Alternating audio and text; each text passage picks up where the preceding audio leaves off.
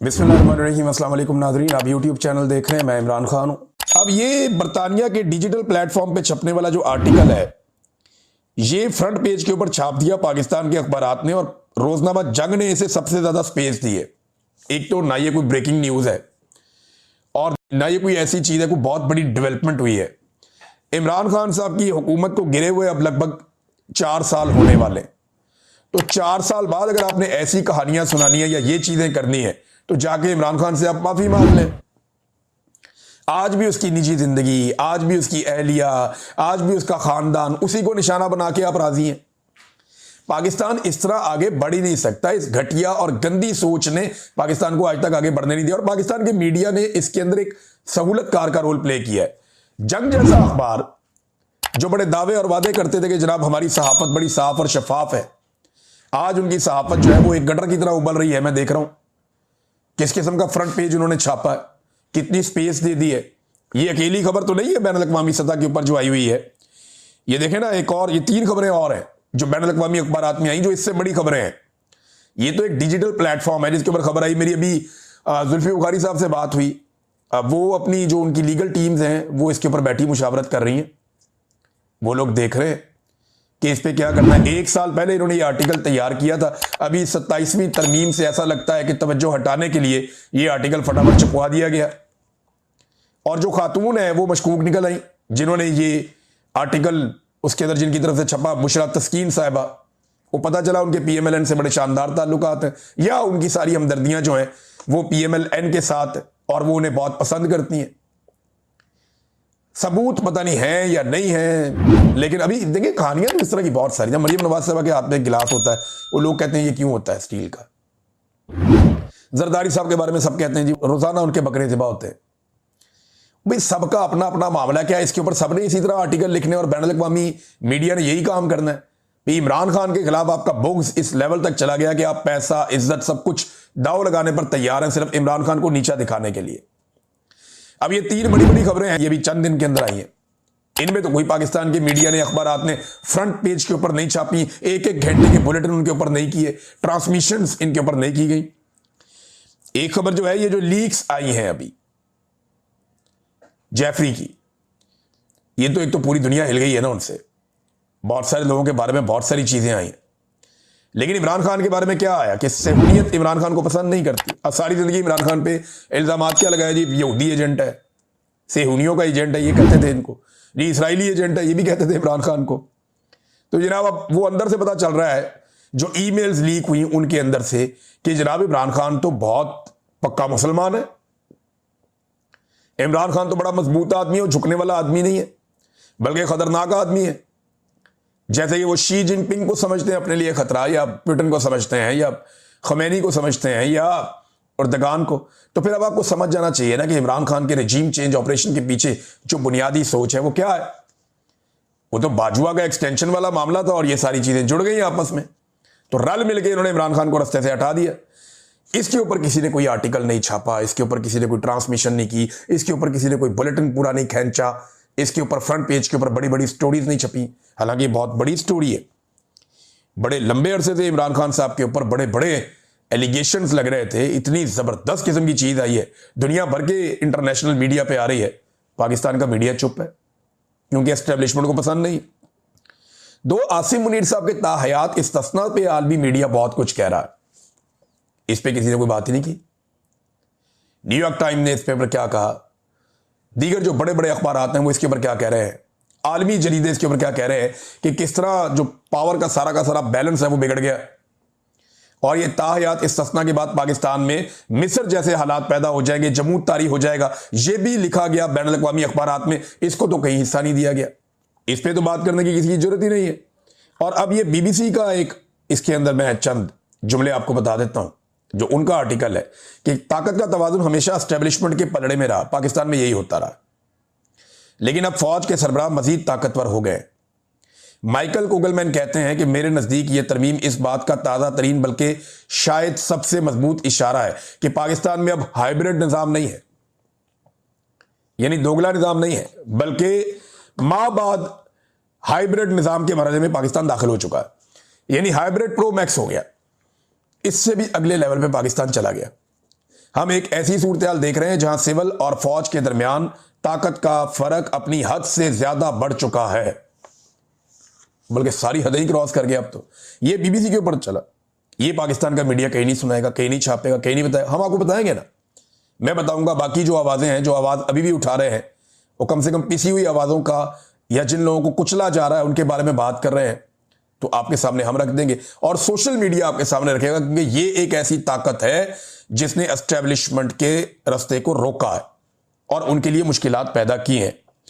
एक और खबर भी आई है कि पाकिस्तान ने बेशुमार पैसा खर्च किया, वो फिगर्स भी आए हैं साथ, अमेरिका में लॉबिंग करने के लिए, उनको मनाने के लिए, उनको राजी रखने के लिए। और वो खबर भी ये बताती है कोई फायदा नहीं हुआ। यानी इतना पैसा खर्च कर रहे हैं, उसका फायदा कोई नहीं हुआ, सिवाय चंद बयानात के आपको कुछ नहीं मिला। कोई ट्रंप ने ट्वीट कर दिया, कोई बयान दे दिया, इसके अलावा कुछ नहीं। मेरी बात याद रखिएगा, भारत का और अमेरिका का एक दिफाई मुआहदा हुआ है, और ये चलते रहते हैं दिफाई मुआहदे, तो पुराने उनके होते चले आ रहे हैं। ये क्वाड का हिस्सा भी हैं 4 मुल्क, ऑस्ट्रेलिया, अमेरिका, जापान और इंडिया। तो दिफाई नुक्ता नजर से भारत के अमेरिका के साथ मल्टीपल रिलेशंस हैं। अब ये जो एक तिजारती मुआहदा होने जा रहा है ना भारत का अमेरिका के साथ, उसके बाद आप सूरत हाल के अंदर तब्दीली, मुझे लगता है कि आप बहुत तेजी से देखेंगे। अमेरिकी सदर डोनाल्ड ट्रंप ने अपने इन्फ्लुएंस को बड़ी कामयाबी के साथ इस्तेमाल किया है। किन चीज़ों पे देखें, एक तो जो भारतीय हैं वो बहुत बड़े पैमाने पर मगरबी ममालिक में रहते हैं, तो वो एक इन्फ्लुएंस तो ये है उनका। दूसरा, उनकी तिजारत बहुत बड़े पैमाने पर मगरबी ममालिक के साथ मुंसलिक है, फायदा नुकसान वहां पे है, तो दूसरा ये है।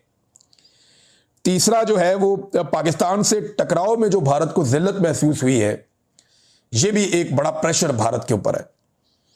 और रूस से जो तिजारत का एक खुमार भारत को चढ़ा था, अमेरिका ने वो भी उतारा। इसी सारे मामले का फायदा उठाते हुए पाकिस्तान को उठाओ, भारत को प्रॉब्लम होती है। और चीन से भारत हमेशा एक खतरा महसूस करता है, और वहां वो अमेरिका को अपनी एक सपोर्ट के तौर पे देखते हैं। अब अगर आप इन सारी चीजों को इकट्ठा करें, तो डोनाल्ड ट्रंप ने प्रेशर बढ़ा के कम से कम भारत को मजबूर किया कि वो रशिया के साथ अपनी तजारत का हुजम कम करे। खत्म तो नहीं हो जाता बिल्कुल, लेकिन बहुत हद तक कम किया उन्होंने। तो ये अमेरिका की एक कामयाबी है। अगर अमेरिका भारत के साथ एक कामयाब ट्रेड डील कर लेता है, देखिए भारत की आबादी आप याद रखिएगा दूसरा दुनिया का सबसे बड़ी आबादी वाला मुल्क है चाइना के बाद, और फर्क कोई बहुत ज्यादा नहीं है, 1.25 अरब से बड़ी आबादी है भारत की, बहुत बड़ी, पाकिस्तान से 5-6 गुना बड़ा मुल्क है। तो इतनी बड़ी आबादी का मुल्क भारत, उसकी मार्केट को अमेरिका, चाइना के और रशिया के रहमो करम पे नहीं छोड़ सकता। अमेरिका से भी कई गुना आबादी है भारत की, तो अमेरिका यही चाहेगा कि इतनी बड़ी मार्केट को अमेरिकन ताजर या अमेरिकन कंपनियां कंट्रोल करें, ना कि चाइना और रशिया वगैरह करें आकर। लिहाजा उन्होंने एक दबाव डाला, और जब ये ट्रेड एग्रीमेंट मुकम्मल हो जाएगा, जिस पे भी काम चल रहा है, तो फिर आप अमेरिकी रवैये को उस वक्त जज कीजिएगा, आपको बहुत सारी चीजें डिफरेंट दिखाई देंगी। तो नाज़रीन, रिपोर्ट में हम बात कर रहे थे, तो पाकिस्तान तहरीक-ए-इंसाफ ने ये तंबीह की है, और बाकायदा इसके ऊपर इकोनॉमिस्ट की रिपोर्ट के ऊपर उन्होंने ये कहा कि डिजिटल प्लेटफॉर्म के ऊपर जो रिपोर्ट छपी है इमरान खान और बुशरा बीबी से मुताल्लिक, इस पर वो माफ़ी मांगे, वरना कानूनी कार्रवाई करेंगे। एक तो ये तहरीक-ए-इंसाफ कह रही है, दूसरी तरफ वकीलों ने वहाँ पे काम शुरू कर भी दिया है। पिछले साल की रिपोर्ट थी, याद रखिएगा, अब छापी गई है, याद रखिएगा, सिर्फ तवज्जो हटाने के लिए। लेकिन तवज्जो हटनी नहीं चाहिए, तवज्जो रहनी चाहिए असल मसले की तरफ। और असल मसला क्या है, यहां पाकिस्तान तहरीक-ए-इंसाफ ने एक बड़ा शानदार किस्म का पेपर जारी किया है, और उसमें बहुत सारे अहम सवालात पूछे हैं DGISPR से। ये सवालात आपको पढ़ के सुनाना बहुत जरूरी है, इसके ऊपर उन्होंने बड़ी मेहनत की है। देखिए, इमरान खान की जो 2 बड़ी ताकतें हैं ना, जो इमरान खान साहब को देखें, अल्लाह रब्बुल इज्जत की ताकत सबसे बड़ी है, वही रास्ते निकालता है, वही लोगों के दिलों में आपके लिए मोहब्बत डालता है। तो 2 चीजों ने इमरान खान के लिए बहुत काम किया, एक सोशल मीडिया, 2 ओवरसीज पाकिस्तानी। ये 2 फैक्टर्स एस्टेब्लिशमेंट को चुपते रहे, और इन 2 फैक्टर्स ने बड़ी कामयाबी से इमरान खान का दिफा किया। अब जो सोशल मीडिया है, उसका इस्तेमाल पाकिस्तान तहरीक-ए-इंसाफ से बेहतर किसी ने नहीं किया। ऑफिशियल की मैं बात कर रहा हूं, वो तो सोशल मीडिया में तो हर तरह के लोग आ जाते हैं। अब PTI इतनी बड़ी जमात बन गई है, सारे लोग इमरान खान को सपोर्ट करते हैं, तो हर तरह के लोग वहां पे हैं। किसी की जुबान अच्छी है, किसी की नहीं अच्छी, किसी की सोच अच्छी है, किसी की नहीं अच्छी, लेकिन वो सारे सपोर्ट कर रहे हैं। लेकिन यहाँ जो पाकिस्तान तहरीक इंसाफ का ऑफिशियल सोशल मीडिया है उसने बड़ी जिम्मेदारी का हमेशा सबूत दिया। उन्होंने सवाल जो उठाए वो बड़े चुभते हुए सवाल है, ये मीडिया को उठाने चाहिए थे, लेकिन पाकिस्तान तहरीक इंसाफ का सोशल मीडिया उठा रहा है। सवाल सुने आप। कौम की DGISPR से वजाहत की अपील कि जनाब आएँ और वजाहत दें। क्या 7 दहाइयों पर मुश्तमिल मुनज़्ज़म तरीन और काबिल इदारे में एक भी ऐसा अहल और काबिल भरोसा अफसर नहीं है जो मौजूदा फील्ड मार्शल आसिम मुनीर का मुतबादिल हो या उनके नातवां कंधों पर मौजूद बेतहाशा जिम्मेदारियों का बोझ बांट सके? यानी एक भी फौजी नहीं मिला, पूरी फौज के अंदर एक भी जर्नैल नहीं मिला जो आसिम मुनीर साहब का बोझ बांट सके या उनकी जगह ले सके। इतना पुराना तगड़ा इदारा है तो ये क्या किया आपने, ये सवाल उठाया। फिर इसमें आगे ना डिफरेंट कैटेगरीज हैं। एक उन्होंने कहा 2022 में रिटायरमेंट की उम्र गुजरने के बावजूद उन्हें चीफ के ओहदे पर तकर्री दे दी गई। फिर 3 साल मुद्दत मुलाजमत जब उनकी खात्मा हो गया तो आर्मी एक्ट में तरमीम करके उनको 2030 तक यानी 8 साल तक आर्मी चीफ के ओहदे में तौसीह दे दी गई। फिर 2030 तक आर्मी चीफ के ओहदे समेत चीफ ऑफ डिफेंस फोर्सेस यानी तीनों मुसल्लह अफवाज की सरबराही का इजाफी कलमदान भी दे दिया गया। फिर जौहरी असासों की निगरानी जैसी अहम जिम्मेदारी भी उन्हें दे दी गई, वो ताकत भी उनके पास चली गई। फिर स्ट्रेटेजिक फोर्स कमांड के जर्नल की तैनाती की जिम्मेदारी भी उनके पास चली गई। फिर ताहयात फील्ड मार्शल का ओहदा और उसके साथ मुराद वो भी उनके पास चली गई और वर्दी का बोझ भी उन पर डाल दिया। फिर मुस्तरद शुदा टोले को इक़्तिदार की मसनद पर लाकर बिठाने की जिम्मेदारी भी उन पर डाल दी।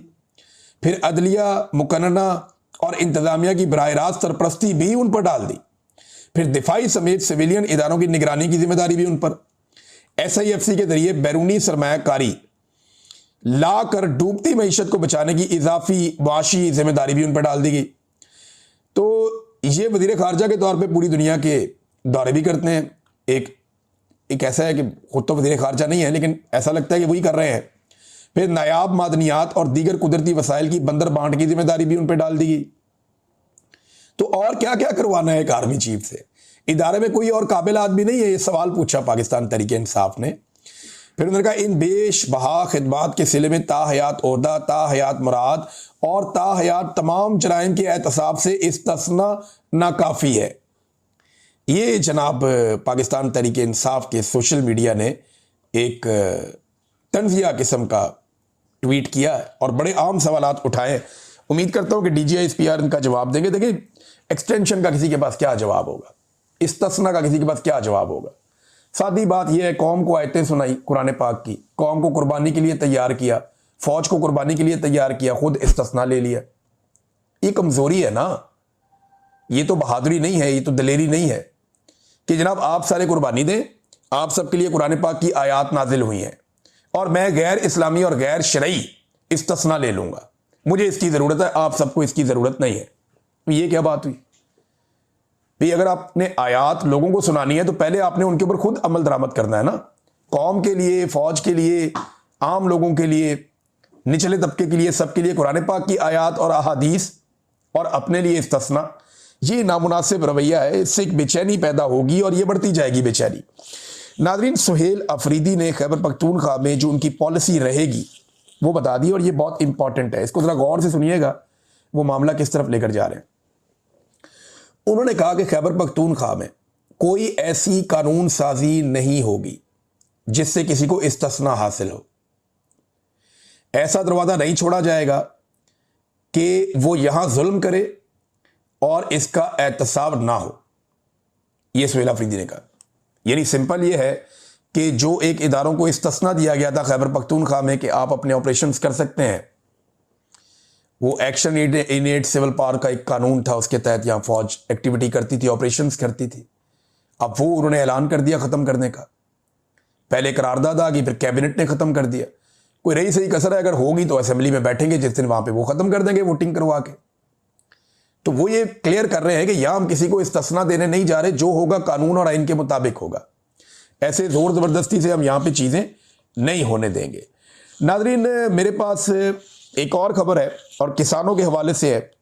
देखिए, गंदम अभी किसान लगा रहा है, ये आखिरी वक्त चल रहा है। अभी गंदम का बीज जो है वो हमारी टीमें भी दे रही हैं और तमाम लोगों का बहुत शुक्रिया जिन्होंने मदद की, आम किसानों की जिनकी ज़मीनें डूब गई थी। तो वहाँ पे जितनी हम कोशिश कर सकते थे, हज़ारों एकड़ के ऊपर गंदम लगवाई है अल्हम्दुलिल्लाह, तो वो आपके साथ हम शेयर करते रहते हैं, सारी तफसीलात भी आपको बाद में देंगे। तो नाज़रीन, गंदम की बुवाई के वक्त एकदम डीजल की कीमत बढ़ जाना, इसका मतलब आप समझते हैं बेशतर जो जिम्मेदार है वो डीजल के जरिए से अपनी ज़मीनों में हल चलाते हैं, ट्रैक्टर चलाते हैं, फिर वो ट्यूबवेल चलाते हैं, तो एकदम उसकी कीमत में इतना इजाफा कर देना, ये किसानों की कमर तोड़ने की बात है। ये इन्होंने उस वक्त किया जब किसानों को डीजल की ज़रूरत है। गन्ने के किसान के साथ जो जुल्म हो रहा है, क्रशिंग शुरू ही नहीं हो रही। ये जो किसान रहनुमा इन्होंने बताया कि जी हमें पाकिस्तान की तारीख में अगर कभी गन्ने का सही रेट मिला है, बर वक्त रेट मिला है, हमें प्रॉपर पेमेंट हुई है और सही टाइम पे क्रशिंग शुरू की गई है, तो वो इमरान खान का दौर था। उसके अलावा ये कभी नहीं हुआ। शुगर माफिया को नथ अगर डाली है तो इमरान खान ने डाली है। आज माफिया क्रशिंग ही नहीं करना चाहता। इससे किसान का नुकसान क्या होता है ये समझें आप। वो ट्रालियां किराए पे लेते हैं, उनके अंदर गन्ना लोड करते हैं और चले जाते हैं। जो गन्ना होता है ना, ये वजनी होता है। जितने दिन ये पड़ा रहता है इसका वजन कम होता रहता है और इसकी कीमत कम होती रहती है, लेकिन इसके अंदर इसकी जो मिठास है वो मौजूद रहती है। अब जो शुगर मिल मालिकान है वो कोशिश करते हैं कि गन्ना लेट खरीदे। जितने दिन वो गन्ना खड़ा रहेगा, वहां पे ट्रालियों के अंदर पड़ा रहेगा, तब तक वो सूखता रहेगा, उसका वजन कम होता रहेगा और किसान को कम पैसे देने पड़ेंगे। ये वारदात है। तो इसलिए क्रशिंग को लेट करते हैं और हुकूमत इनका कुछ कर ही नहीं पा रही। ये एक 2 नंबरी हो रही है। नाज़रीन, तहरीके लब्बैक पाकिस्तान, अब इसके बहाने पाकिस्तान तहरीके इंसाफ पर भी जुल्म किया जा रहा है। मैंने थोड़े दिन पहले भी आपको बताया था। अब 2 भाई हैं तहरीके इंसाफ के, वसीम मुजम्मल, ये नारोवाल के, इनको भी तहरीके लब्बैक का कारकुन बना के उठा के इन पर टॉर्चर कर दिया। इससे पहले मैं आपको मुख्तलिफ वाक़यात बताता रहा हूं। मैंने आपको यह भी बताया कि जहां पे ज़िमनी इंतखाबात हो रहे हैं, तहरीके इंसाफ ने तो पंजाब में उम्मीदवार नहीं दिए। उन्होंने कहा जी खुद ही आप कर लें जो करना है, आपने धांधली करनी है। इस इलेक्शन कमीशन के साथ हम यहां पे क्या इलेक्शन लड़ेंगे, यहां पे तो बात ही नहीं सुनी जाती। और एक फस्तायत है, एक जुल्म है, बस सिर्फ आपने रस्मी कार्रवाई करनी है कि जनाब इलेक्शन हुआ था और ये फॉर्म 47 लेके आप घर जाएं। तो ये 2 नंबरी होनी है पंजाब में। लिहाजा वो तो इससे बाहर निकल गए, लेकिन जो लोग फिर भी मैदान में आए उनका भी मुकाबला नून लीग नहीं कर पा रही, पीपल्स पार्टी नहीं कर पा रही। तो वहां जो लोग उनको सपोर्ट करते हैं उनको उठा उठा के उनको भी तहरीके लब्बैक के खाते में डाल रहे हैं। अंदाजा करें आप ये कितना जुल्म कर रहे हैं, कितना जबर कर रहे हैं। पाकिस्तान में जमहूरियत नाम की कोई चीज बची नहीं है। अगर पाकिस्तान ने बचना है तो ये 27वीं और 26वीं आईनी तरमीम को रिवर्स होना पड़ेगा। अगर ये तरमीमें मौजूद रहती हैं तो पाकिस्तान का जो एक जमहूरी वजूद है वो खतरे में रहेगा। खतरे में क्या रहेगा, खत्म ही हो जाएगा, वो होगा ही नहीं, जमहूरी वजूद नहीं होगा। नाज़रीन, पाकिस्तान ने तारीख में पहली बार IMF से एक बड़ी अजीबोगरीब रिक्वेस्ट कर दी है। मोहम्मद ज़ुबैर साहब ने भी इसको रिपोर्ट किया, मैं देख रहा था इंटरनेशनल मीडिया, उसमें भी है कि IMF अब हमारा बजट बनाता है, वो बताता है आपने क्या करना है और क्या नहीं करना।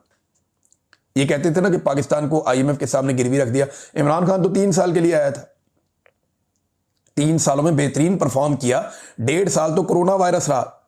दुनिया की 100 साल की बदतरीन किस्म की वबा के सामने वो आदमी कामयाब हुआ, सुरखरू हो गया और उसने मईशत को संभाल भी लिया। 2 साल उसकी मईशत जो है वो टेक ऑफ कर रही थी लगातार।